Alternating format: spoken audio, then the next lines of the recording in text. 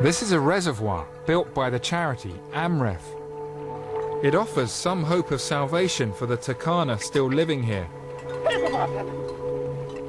But as the only major source of water for miles around, it's become a focus for cattle rustling. I heard gunshots. I knew straight away that a posse had stolen our cattle. I chased them through the thicket over there. There was a gun battle, and we managed to save our animals.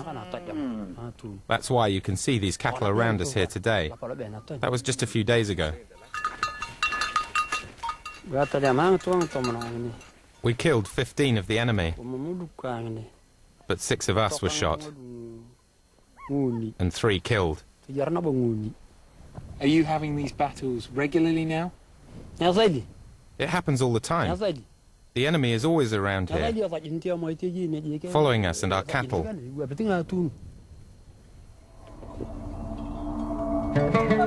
In the West, people think of climate change as something that will happen in the future.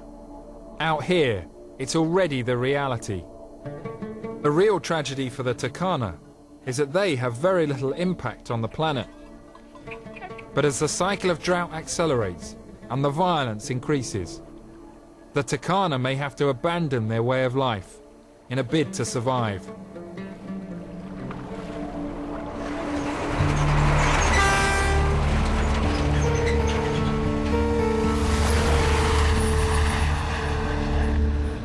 South of the arid Turkana region lies Kenya's Rift Valley province. It's the most fertile part of the country. But here too, the battle for resources has frequently erupted into conflict. In January 2008, members of rival tribes fought vicious street battles, triggered by the disputed results of the national elections. Hundreds were killed, tens of thousands displaced. It's much calmer now, but the evidence of the conflict is everywhere. Emeka Enono has been investigating a precarious peace. The scale of the destruction is staggering. It looks like it's been bombed out, but actually that's people's bare hands. And the other thing that strikes you is that the violence is very targeted. If you look at this building, it's been burnt out, but next door, a hotel from another tribe has been left alone. The root cause of this violence is ownership of the land. Traditionally, this area was populated by a tribe called the Kalenjins. But since independence in 1963, members of Kenya's dominant tribe, the Kikuyus, have moved in.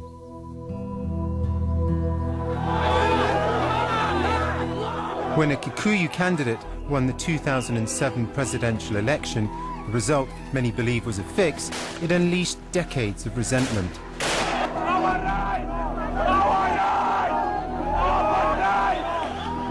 The Kalenjin took to the streets, attacking their Kikuyu neighbours. I talked to some of the young Kalenjin involved in the violence. Rift Valley belongs to Kalenjins, and it seems that the Kikuyus want to grab the area because it is very resourceful. They want to grab everything. So are you saying the violence was justified? How about you? Okay. Actually, you know, it was the voice of the weak. It was the voice of the weak. The voice of the weak? Yeah. Okay. People are fighting to have at least something in life. When we are poor, peace can never prevail. So we are fighting for the little that we have.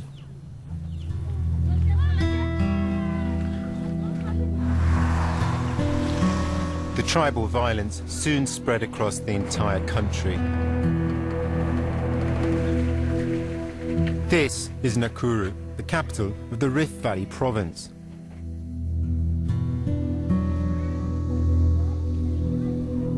Here, Kikuyu gangs swept into town to attack the Kalenjin with horrifying ferocity. Ruth Cheptaris witnessed it. People with masks came and they started even burning here. Women were crying, shouting, And then they told them, if you don't want us to kill you, you just go away and leave this plot to be burned. Much of the violence was orchestrated by well-prepared Kikuyu death squads. On the first night, 89 people were murdered.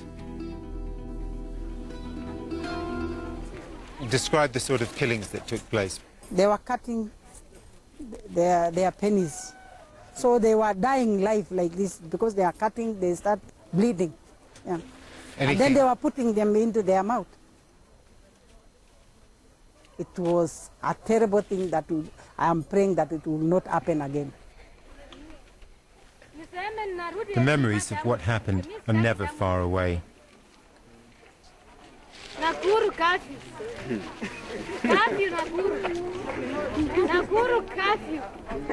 This woman is clearly distressed. She's shouting Nakuru curfew, still haunted by the night when the police tried to shut down the town. Now this lady, I think she's traumatized. When you see people around here, you think everything is normal. Yeah. But it's not normal, yeah, because it was terrible. It was terrible. By the time a peace treaty was signed, 1,500 people were dead and 300,000 displaced. The government insists that the trouble is now over. But a year on, thousands are still too frightened to go home and are living in camps.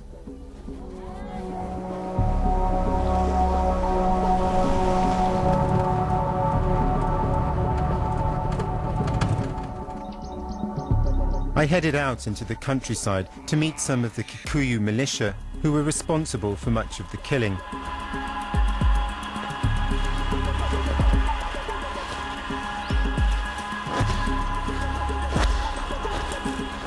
It's all very cloak and dagger. They're in the trees watching us, apparently. They only agreed to talk to us on condition that we disguise their identities.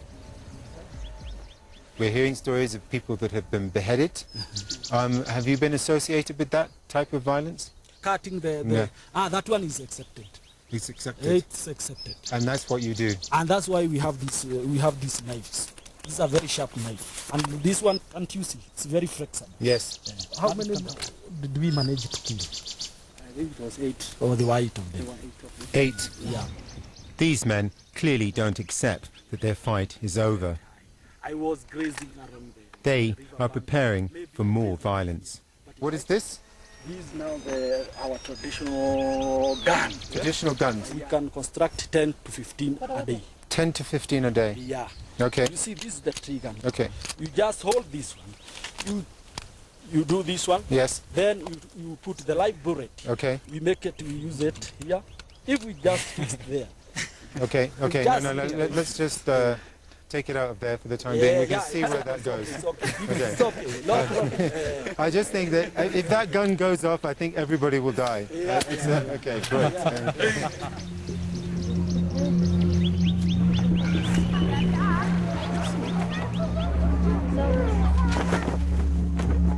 There's little here to suggest that peace will be long-lasting.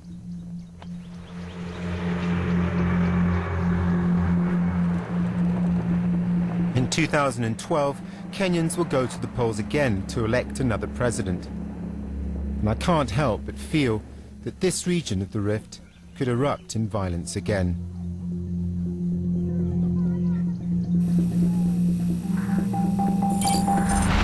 It was time to head for Nairobi, the Kenyan capital on the edge of the Rift Valley.